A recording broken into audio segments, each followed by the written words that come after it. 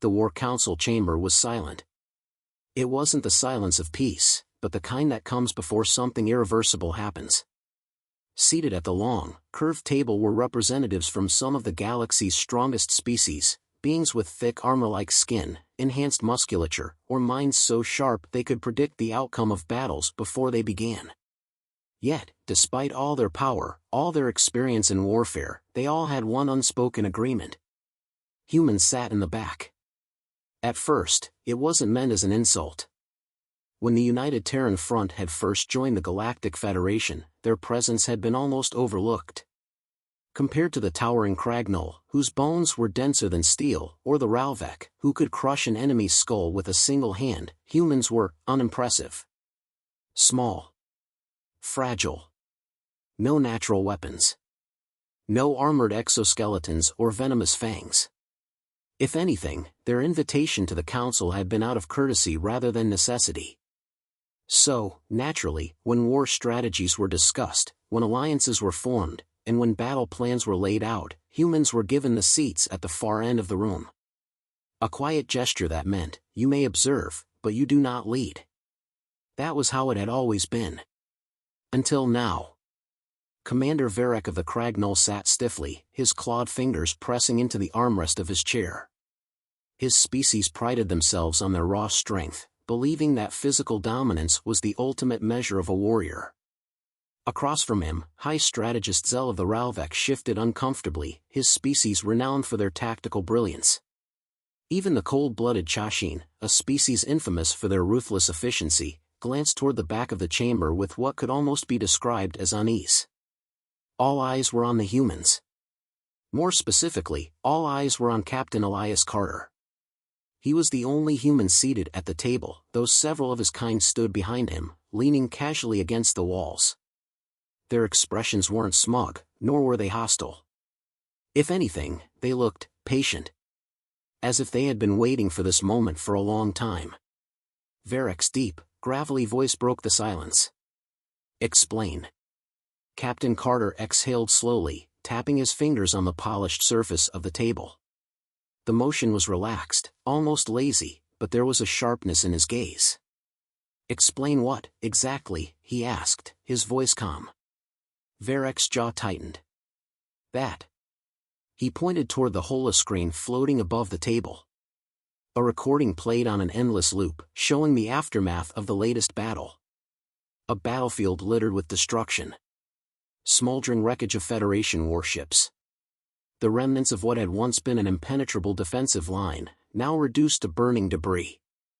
And amidst the chaos, a single unit remained untouched. The humans. Their fleet, smaller in number, had taken no significant damage. Their soldiers had suffered minimal casualties. They had entered the fight late, positioned at the back of the formation as always, yet somehow, by the end of it, they were the only ones left standing. The Cragnol had been outmatched in brute force. The Ralvek had been outmaneuvered. The Chashin had been outwitted. But the humans? They had walked through the battlefield as if they had known exactly what was going to happen. Carter leaned forward, a small, knowing smile on his lips. "You wanted us at the back. So we sat in the back." His fingers tapped the table again. "We watched. We listened. We learned." Zell's voice was sharp. "You knew." Carter's smile didn't waver. "We always knew." A tense silence followed. No one wanted to say it out loud, but the realization hung heavy in the air. The humans had never been weak. They had never been incapable. They had simply been waiting, studying the strengths and weaknesses of every species in the room. While the rest of the Federation had dismissed them as insignificant, they had taken their time to understand exactly how to win. And now the galaxy's strongest species were left questioning everything they thought they knew. Varric exhaled sharply, his claws curling inward. "What do you want?" Carter tilted his head, his expression unreadable. "I think the better question is, what happens next?" The council chamber felt smaller, the walls closing in with the weight of the unspoken truth. The humans had sat in the back, but they had never truly been behind. And now, the strongest beings in the galaxy were left with only one question.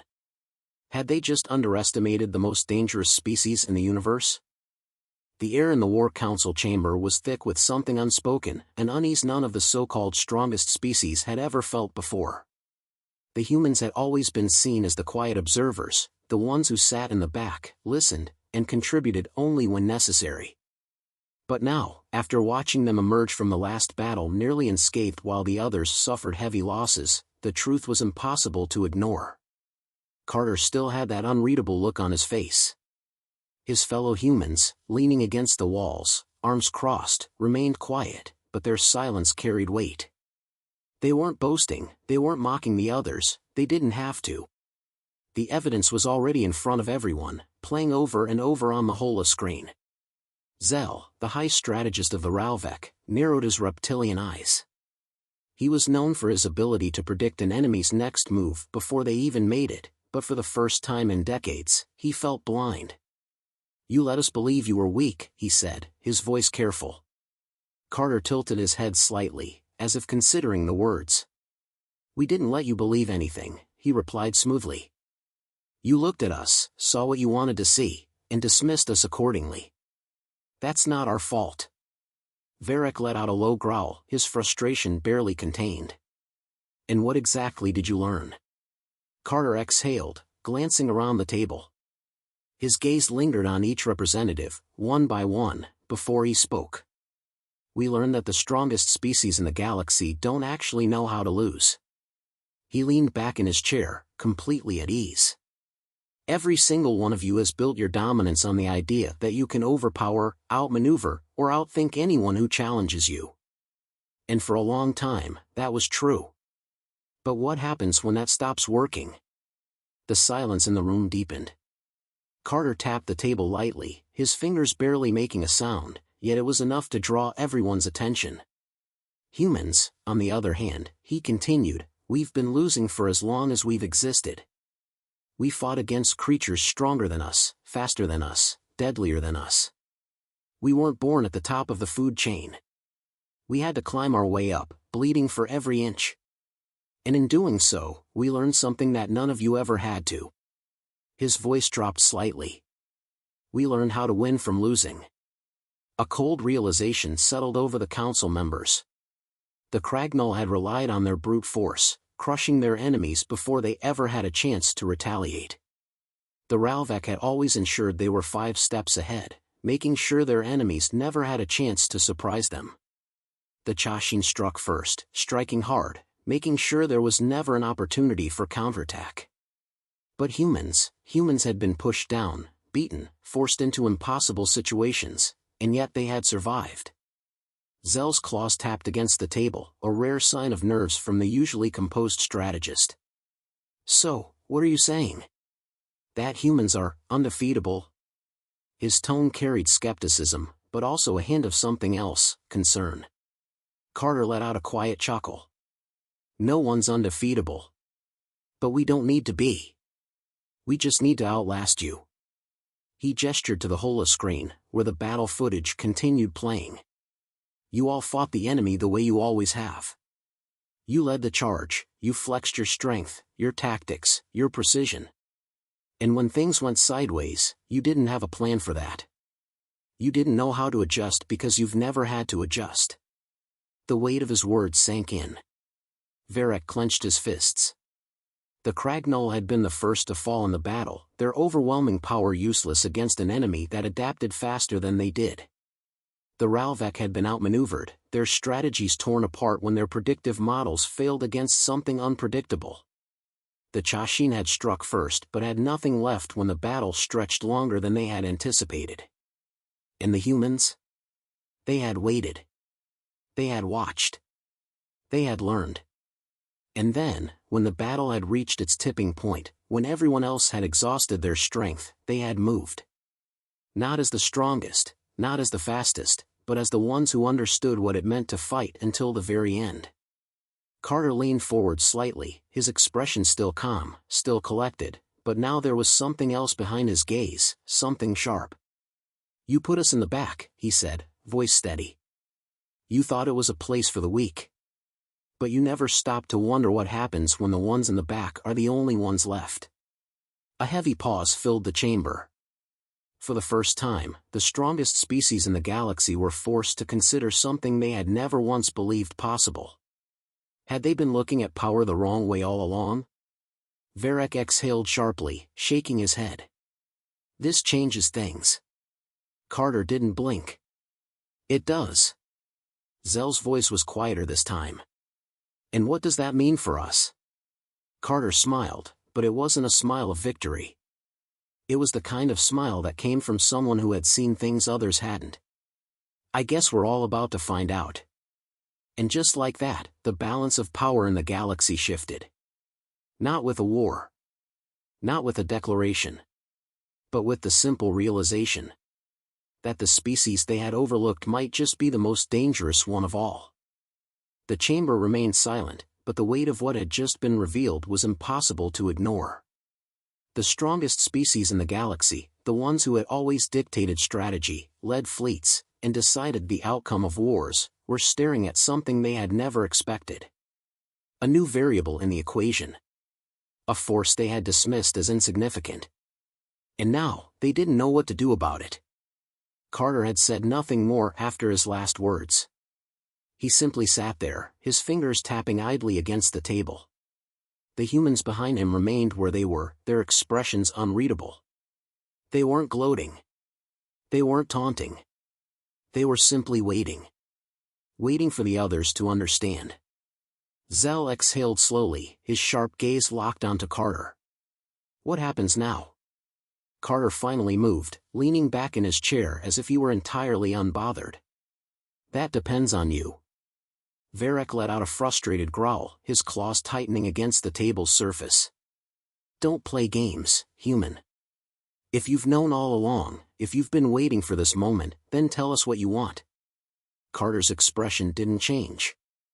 I never said we were waiting for this. You assumed we were. He glanced toward the holoscreen, where the battle replayed yet again, then turned his attention back to the table.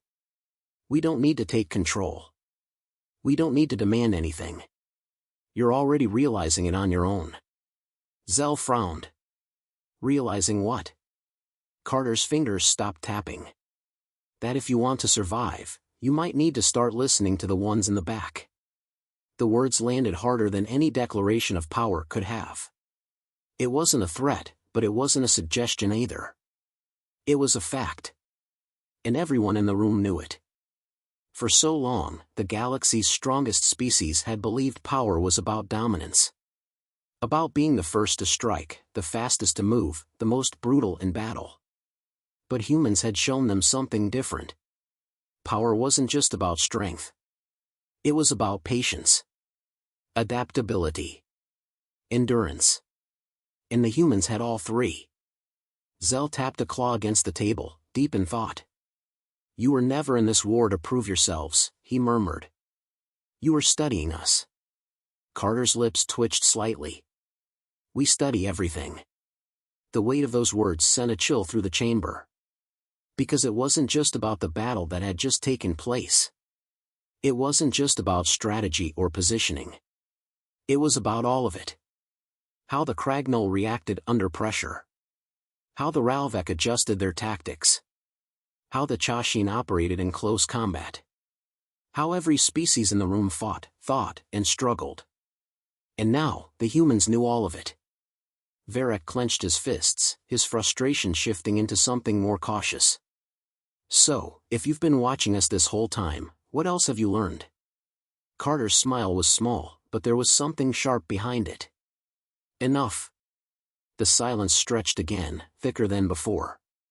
For the first time in the history of the Galactic Federation, the strongest species weren't discussing how to win a war.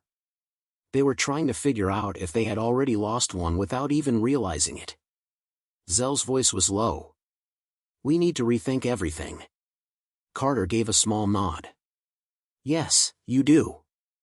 And that was the moment it happened. The shift. The quiet, undeniable change that would ripple through the galaxy for years to come. Because the ones in the back weren't just observing anymore. They were leading. The chamber felt colder now, though no temperature had changed. Something heavier than words lingered in the air, something unspoken, yet undeniable. The strongest species in the galaxy sat in silence, their minds racing, their strategies unraveling. And the humans? They simply waited. Carter could see it in their eyes. The quiet panic. The shifting uncertainty. It wasn't just about the last battle anymore. It was about everything before it. Every war. Every alliance.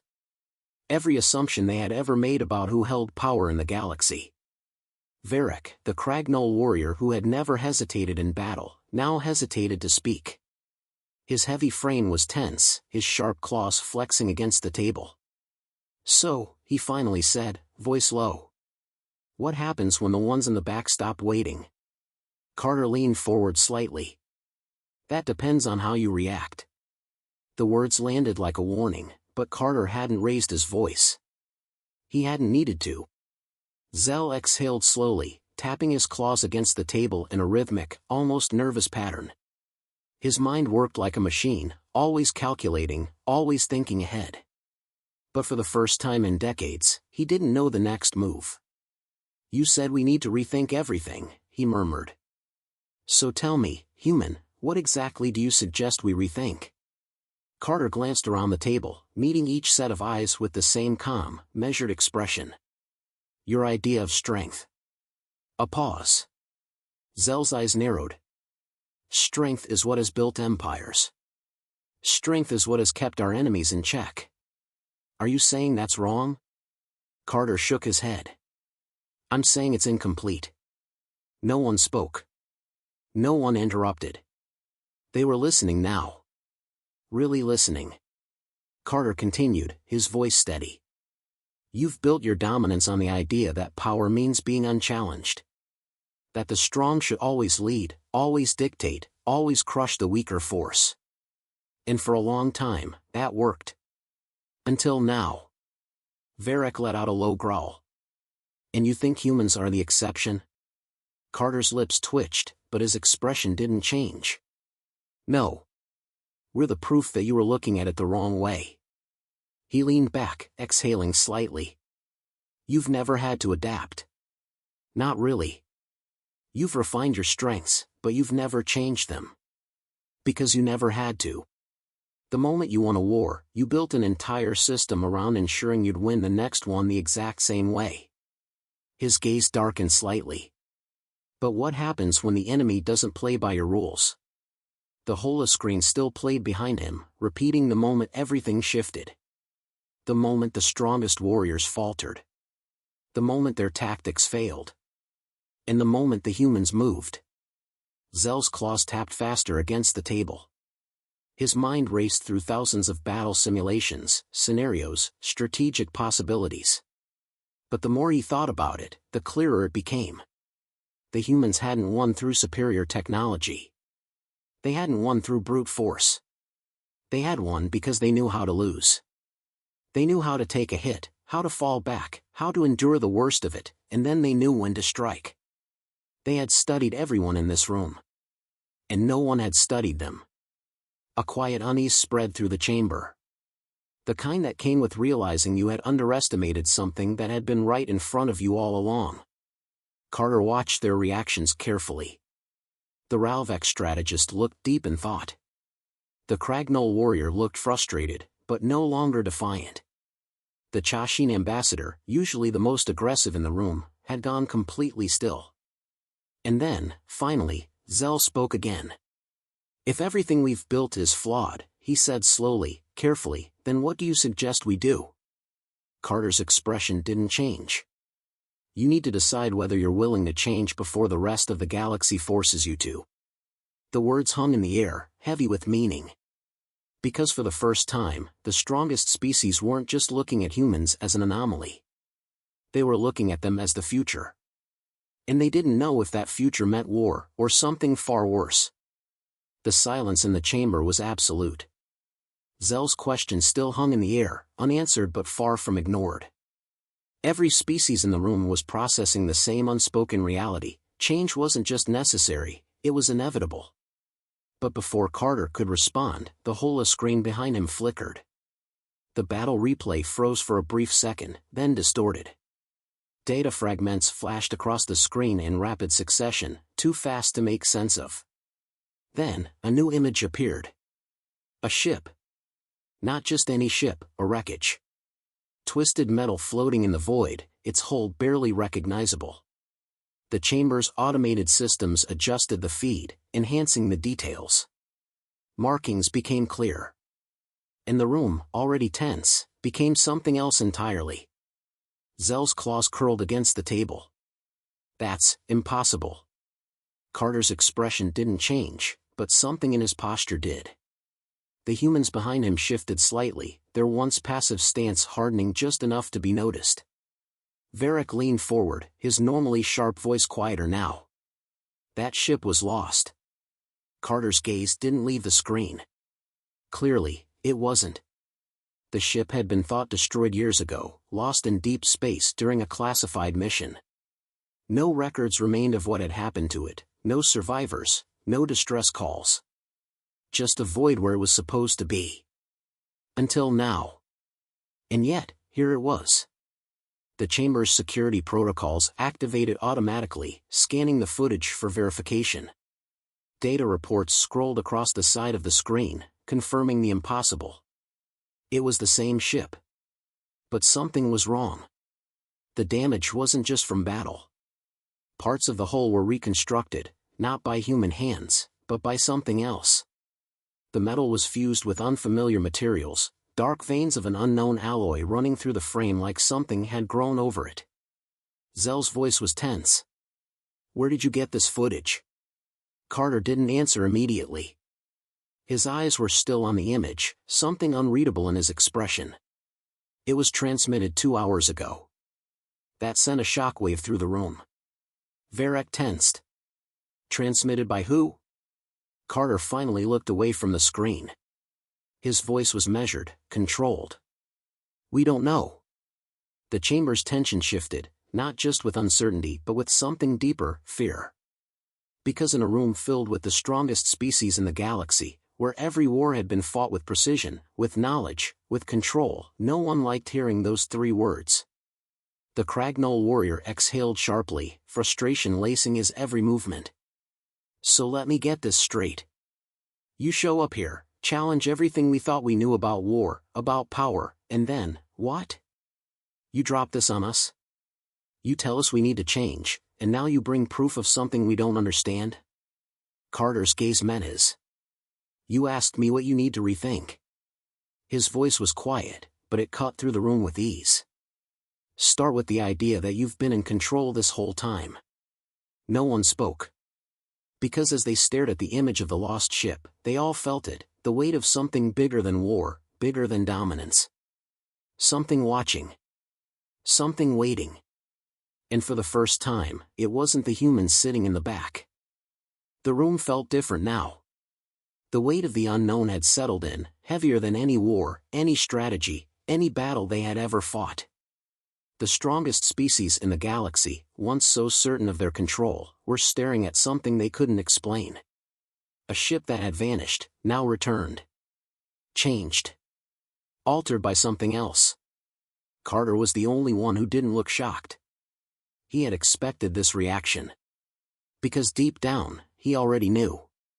Humans had spent years adapting, surviving, outlasting the impossible.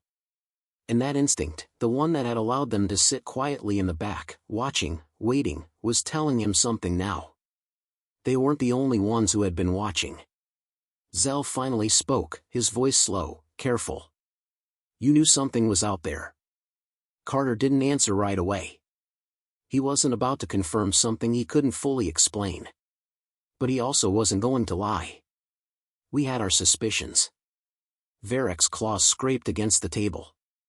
"And you didn't think to share that information with the rest of us?" Carter turned to him. "Would you have believed us?" No answer. Because they all knew the truth. The other species had dismissed humans before. If the roles had been reversed, if the humans had come forward with nothing more than theories and warnings, they would have been ignored. Laughed at, even. Now, no one was laughing. The holoscreen flickered again. More images. This time, they weren't just of the wreckage. There were signals embedded within the transmission. Faint, distorted. But one thing was clear. The ship hadn't drifted back. It had been sent. The realization hit hard. Someone, something, had deliberately transmitted the signal. And if it had come from the ship, that meant something else had touched it, altered it, changed it in ways they couldn't yet understand. Zell's voice was sharp. Run an analysis on the signal. One of the Ralvec technicians in the room moved quickly, typing into the panel. The holoscreen shifted, scanning through the hidden layers of data embedded in the transmission. The room was silent, everyone waiting, everyone dreading what they might find. The results appeared. Not words. Not coordinates. A single phrase, repeated over and over. Translated into every known language. You were never alone. The chamber was deathly quiet. No one moved. No one spoke. Then, before anyone could react, the lights flickered. Just for a second. But it was enough. The security alarms, the reinforced shielding, the countless layers of defenses protecting this station, none of it mattered. Because something had already found them. Carter exhaled, his expression unreadable. Then he looked at Zell, at Varric, at the leaders of the strongest species in the galaxy. And he said the only thing left to say. Now do you understand why we sit in the back? As the last of the alien leaders filed out of the chamber, Carter remained seated, his fingers drumming lightly against the polished table. His expression was unreadable, but his mind raced through every possibility. The message wasn't a threat, not directly. It wasn't a call to war. It was simply a statement of fact, one that changed everything. The strongest species in the galaxy had spent generations believing they were at the top. They had waged wars, drawn borders, built fleets so powerful they could wipe out entire planets. But now, with just 4 simple words, everything had shifted. They had always thought they were the predators. But what if they were just another set of prey? Zell lingered by the door, watching Carter carefully. He was a strategist, a tactician, always one step ahead. But today, he looked just as uncertain as the rest. You're calm, he said finally. It wasn't a question. Carter exhaled, leaning back in his chair. No point in panicking.